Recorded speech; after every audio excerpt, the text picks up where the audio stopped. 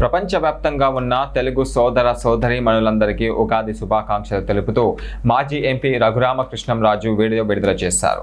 శ్రీ పరాభవ నామ సంవత్సరం ఆరంభం ప్రతి కుటుంబానికి సుఖ సంతోషాలు, ఐశ్వర్యం తీసుకురావాలని ఆయన ఆకాంక్షించారు.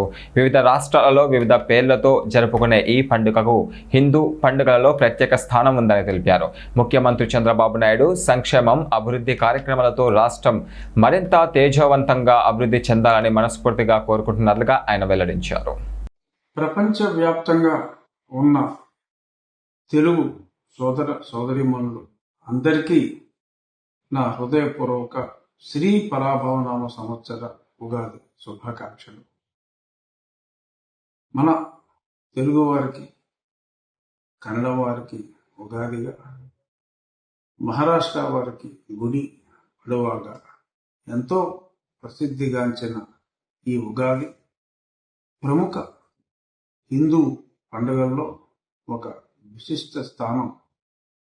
ప్రత్యేకంగా తెలుగువారి మదిలో ఒక యుగానికి ఆది బ్రహ్మ ఈ సృష్టిని సృష్టించిన రోజుగా, ఒక యుగానికి ఆదిగా మనం దీన్ని పేర్కొంటాం. ఈ ఉగాదికి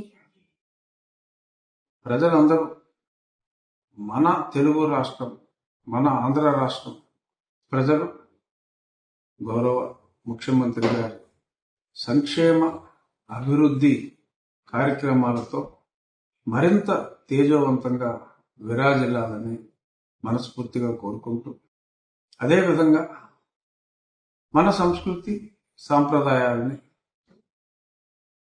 ఇప్పుడిప్పుడే చక్కగా అలవర్చుకుంటున్న ఇంకొద్ది మందిని కూడా నేను ఈ సందర్భంగా అభినందిస్తూ, మా ఉండి నియోజకవర్గంలో కూడా మరి ఒక పురాతన హిందూ దేవాలయంలో 40 సంవత్సరాలుగా